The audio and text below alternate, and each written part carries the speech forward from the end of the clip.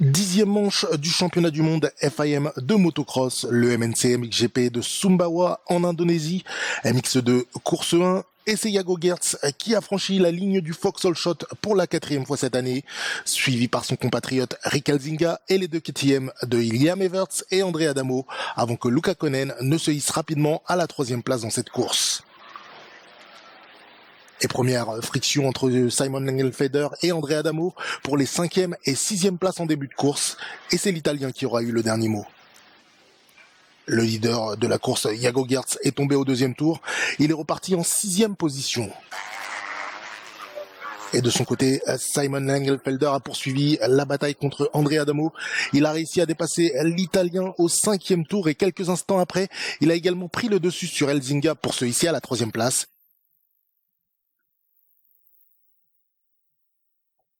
Adamo en a profité pour limiter et prendre la 4e place un tour plus tard.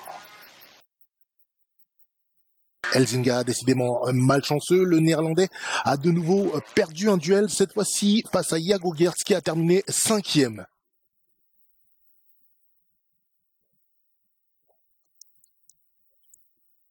Et en tête de course, Liam Everts, qui menait depuis le début du deuxième tour, a assisté impuissant à une charge de Luca Konen à 3 tours de la fin. Il n'a rien pu faire pour éviter de se faire dépasser.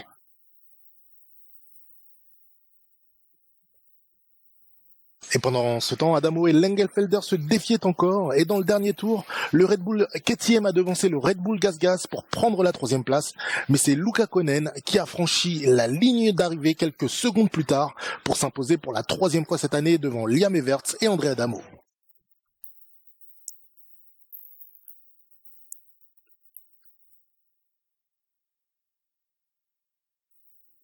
MX2, course 2, la jeune génération au pouvoir au départ de cette course, c'est Sacha Konen sur sa Red Bull KTM qui a franchi la ligne du Vauxhall Shot pour la première fois de la saison. À ses côtés, son frère jumeau Luca Konen.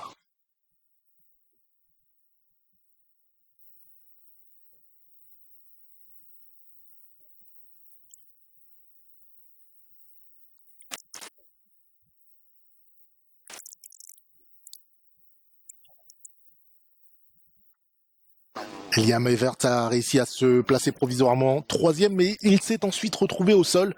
Il est descendu à la 6e place. Et Kevin Orgmo, victime d'une luxation à l'épaule lors des essais libres samedi, il s'est illustré en dépassant Sacha Konen, imité ensuite par Thibaut Benistan.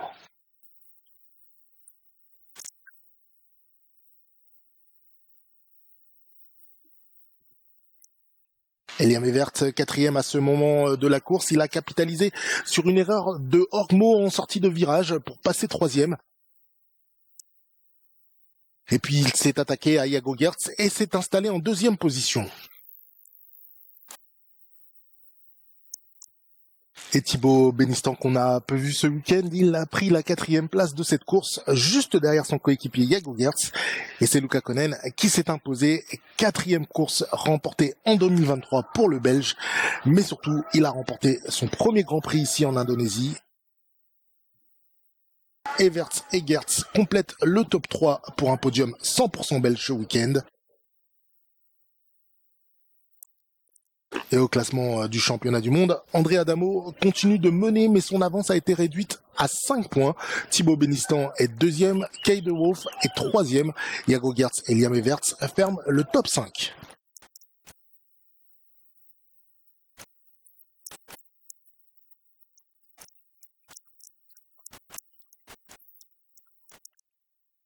Et Luca Konen qui savoure sa victoire, il avait perdu le Grand Prix d'Allemagne suite à un problème de chaîne sur sa moto et alors qu'il se trouvait sur une bonne dynamique, du coup il est d'autant plus heureux de cette victoire. Il remercie tous ses soutiens et donne rendez-vous le week-end prochain à Lombok.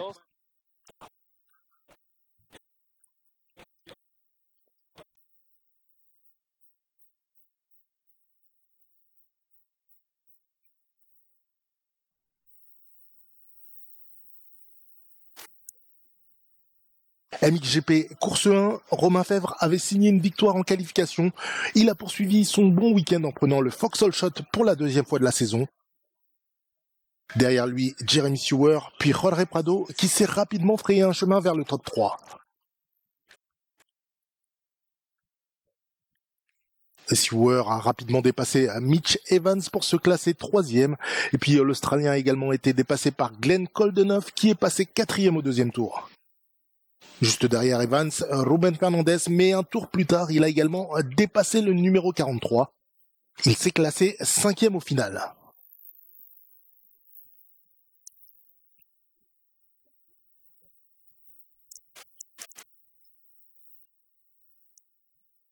Et la descente aux enfers a continué pour Mitch Evans qui s'est fait rattraper par Forato. Initialement, c'est Benoît Paturel qui avait amorcé une attaque, mais l'Italien s'est littéralement engouffré entre les deux hommes et a pris la 7e place. Et puis soudain, au 13e tour, Romain Fèvre a chuté dans la descente juste après la ligne d'arrivée. Prado, qui passait par là, a pris le contrôle de la course. Romain Fèvre qui n'a rien pu faire pour rattraper Prado, il a terminé deuxième devant Jeremy Sewer, Glenn Koldenhoff et Ruben Fernandez. Et pour la 8e fois cette année, le Red Bull Gas Jorge Prado a franchi la ligne d'arrivée en tant que vainqueur.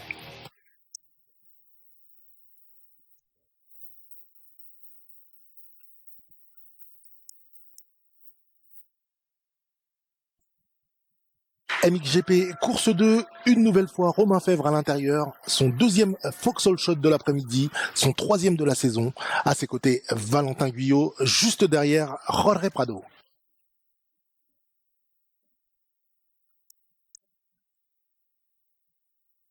Ruben Fernandez a pris le dessus sur Jeremy Sewer dans la première descente et quelques virages plus tard, les deux pilotes d'usine se sont accrochés. La chute pour Fernandez qui est reparti à la 14e place. Il a finalement pris la 6e. Et pendant ce temps, Prado a pris le meilleur sur Valentin Guyot, Calvin Vlanderen également.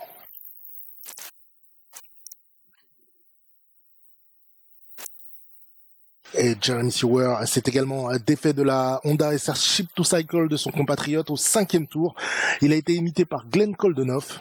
Guyot s'est donc retrouvé 6e. Et Sewer, en conquérant, qui a réussi à dépasser Vlanderen pour prendre la 3e position, même si ça a failli se terminer en chute pour les deux Yamaha. Et quelques virages plus tard, c'est Glenn Koldenhoff qui a vu sa moto finir par terre suite à un contact avec le Sud-Africain. Il n'a pas perdu la 5e place et Vlanderen s'est maintenu en 4e. Il restait alors 4 tours et Prado a vu Jeremy Sewer passer à l'extérieur. Le Suisse a pris la 2e place. L'Espagnol a terminé la course 3e. Et c'est Romain Fèvre qui a franchi la ligne d'arrivée en premier et remporté le Grand Prix MNC MXGP de Sumbawa, Indonésie. Romain Fèvre victorieux avec les 2e et 1re places. C'était sa 16e victoire en Grand Prix, la première depuis la 16e manche en 2021. Et au classement du championnat du monde, Prado compte désormais 101 points d'avance sur Romain Fèvre qui est 2e, Erlings est 3e, Fernandez et Sewer complètent le podium 18 points derrière.